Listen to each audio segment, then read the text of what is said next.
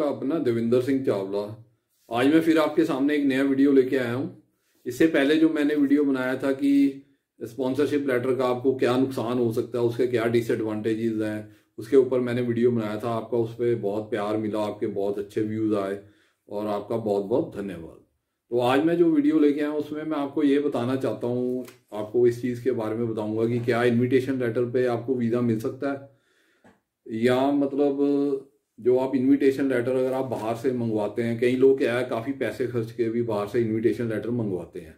तो पहली बात तो आपको ये समझना चाहिए, इनविटेशन लेटर और स्पॉन्सरशिप लेटर में फ़र्क होता है। इनविटेशन लेटर सिर्फ एक इनविटेशन लेटर होता है, जैसे आप बाहर से मंगवा लेते हैं किसी एग्जीबिशन को अटेंड करने के लिए, या कोई कॉन्फ्रेंस को अटेंड करने के लिए, या सेमिनार या वर्कशॉप को अटेंड करने के लिए, या कोई भी जैसे एक्सपो चल रहा है वहाँ पे कुछ भी इस तरह का इवेंट है उसको अटेंड करने के लिए आप अगर कोई इनविटेशन मंगवाते हैं उसको इनविटेशन लेटर कहते हैं। और स्पॉन्सरशिप लेटर तो मोस्टली रिलेटिव्स देते हैं, आपके जान पहचान वाले आपके फ्रेंड्स देते हैं, जो आपको इनविटेशन भी देते हैं, आपको बुलाते भी हैं और साथ में आपका खर्चा भी बियर करते हैं, आपका रहने का भी इंतजाम करते हैं, उसको स्पॉन्सरशिप लेटर कहते हैं। तो अब हम चलते हैं आज हम बात करते हैं इनविटेशन लेटर के ऊपर।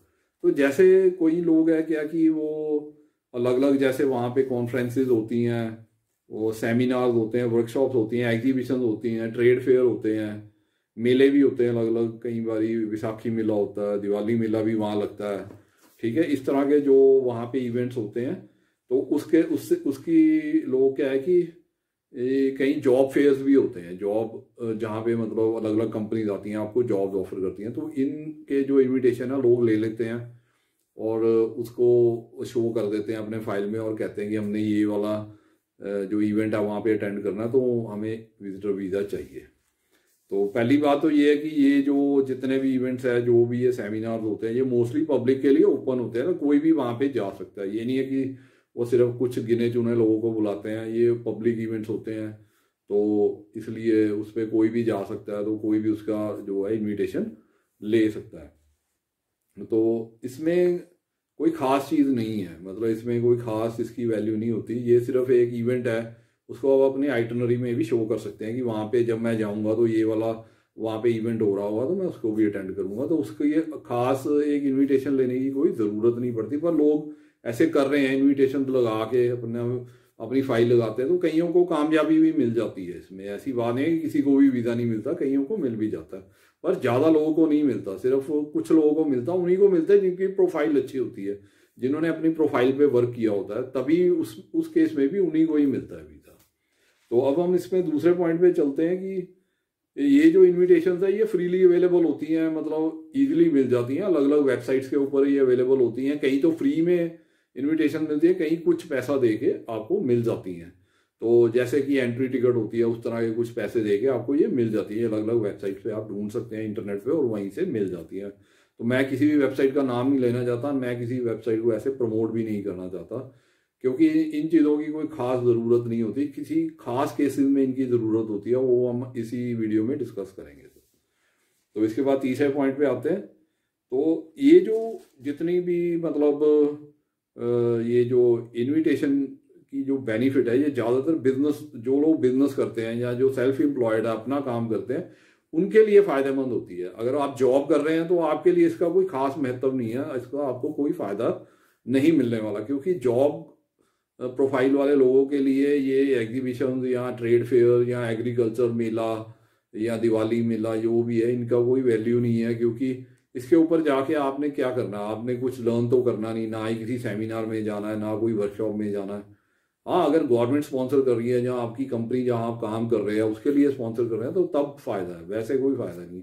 आप स्पेशली जाएंगे उसका कोई बेनिफिट नहीं है, वो आपके सिर्फ पैसे वेस्ट होंगे और आपकी फाइल में वो ऐसे ही मतलब एक एडिशनल खर्चा आपको लगेगा फाइल में बनाने के लिए, वैसे कोई बेनिफिट नहीं होगा। क्योंकि वीज़ा ऑफिसर देख सकता है कि एक जो जॉब करने वाला उसको क्या फ़ायदा वहाँ पे जाके इन सब चीज़ों में जाना है, क्या कोई फ़ायदा नहीं है, तो उसको कोई बेनिफिट नहीं मिलेगा। तो इसलिए वो इस चीज़ को नेग्लेक्ट कर देगा, इसका कोई बेनिफिट नहीं देगा, वो सिर्फ आपकी प्रोफाइल देखेगा और उसके बेस पे वीज़ा देगा। और जो बिजनेस पीपल हैं, जो बिजनेस लोग करते हैं, लोग जिनका सेल्फ एम्प्लॉयमेंट है, या जो एग्रीकल्चर करते हैं या कोई ऐसा काम करते हैं जो जिस पे वो खुद डिपेंडेंट है, तो उनके लिए इन चीज़ों का फ़ायदा है। क्योंकि अगर कोई बंदा एग्रीकल्चर करता है तो उसको कोई अच्छी मशीन लेनी है वहाँ से, या कोई नई टेक्नोलॉजी सीखनी है, तो वहाँ पे जाके वर्कशॉप अटेंड करेगा, कोई सेमिनार अटेंड करेगा, कोई कंपनी से बात करेगा वहाँ एग्जीबिशन में, जिससे वो मशीन लेना चाहेगा या कोई नई टेक्नोलॉजी वो लाना चाहता है अपनी खेती में यूज़ करने के लिए। ऐसे ही बिजनेस पीपल के लिए जो अपनी कंपनी में नई टेक्नोलॉजी लाना चाहते हैं, नई मशीनें लेना चाहते हैं और नई चीज़ें वहाँ जाके लर्न करना चाहते हैं, तो उनके लिए ये इनविटेशन वैल्यूएबल है, उनके लिए इन चीज़ का फ़ायदा है, उनको इस चीज़ का फ़ायदा मिल सकता है। तो वो भी तभी मिलेगा अगर उनकी प्रोफाइल अच्छी है, वैसे नहीं मिलेगा। अगर वो एक अच्छे हाई लेवल के एग्रीकल्चरिस्ट है और बिजनेसमैन है, उन्हीं को वो फ़ायदा मिलेगा, और जो सेल्फ एम्प्लॉयड लोग हैं उनको ये इस चीज़ का फ़ायदा मिलेगा। इसके बाद हम आते हैं फोर्थ पॉइंट पे। तो इसके बाद क्या है कि जो इनविटेशन लेटर है, जो भी आपको इनविटेशन लेनी है, अगर वहाँ से आपने, अगर वो कुछ पैसे दे के भी आप लेते हैं या कुछ भी है, वो नोटराइज होनी चाहिए, वहाँ से वो अटेस्टेड होनी चाहिए, तभी उनका बेनिफिट मिलता है।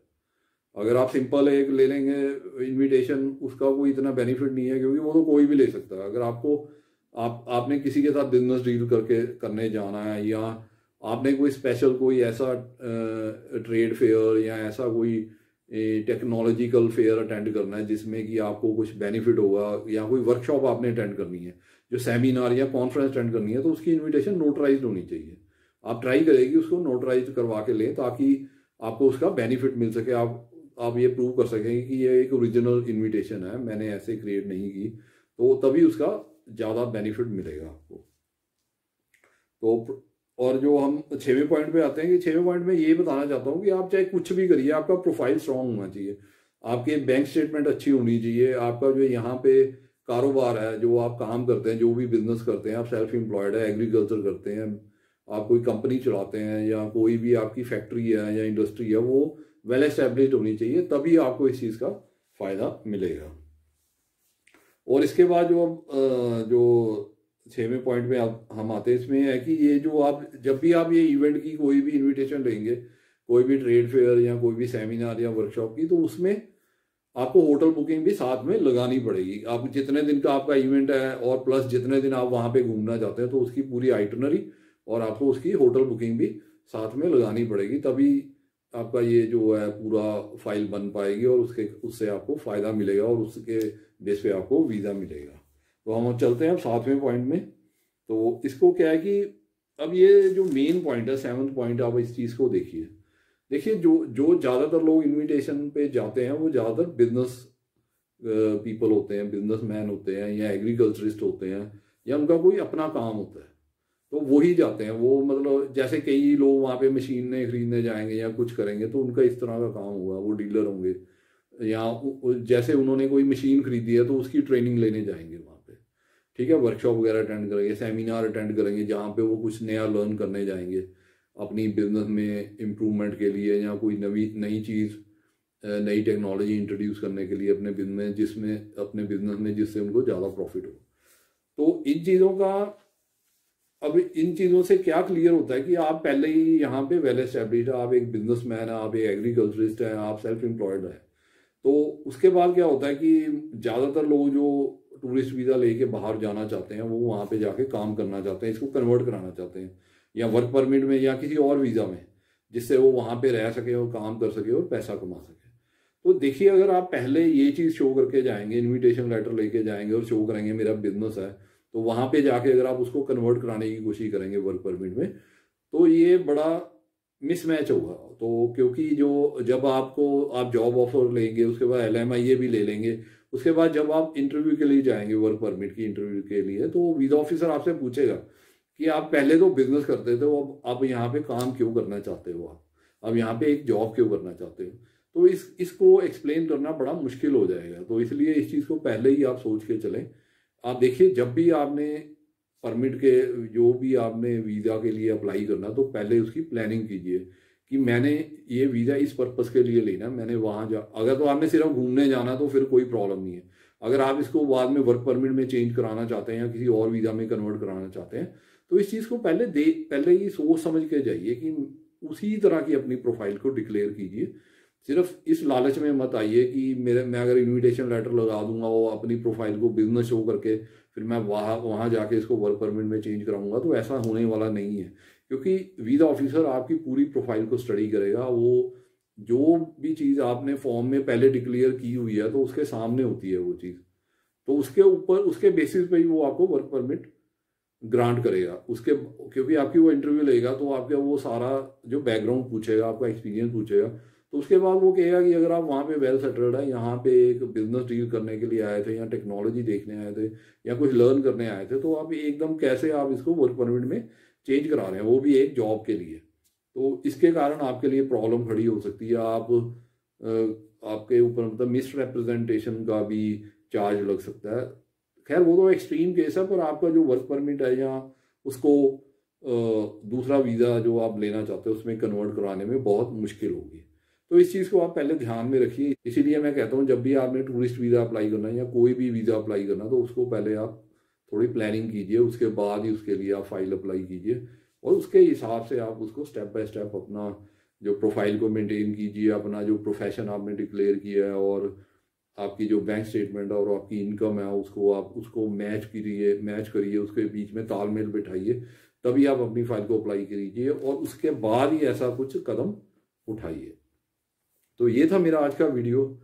उम्मीद करता हूँ कि आपको मेरा वीडियो पसंद आया होगा और आपको अपनी क्वेश्चंस का आंसर मिला होगा और आपको कुछ नई बातों का भी पता लगा होगा। और अगर आपको मेरी वीडियो अच्छी लगी है तो आप इसको अपने फ्रेंड, फैमिली मेम्बर और रिलेटिव्स के साथ शेयर कीजिए।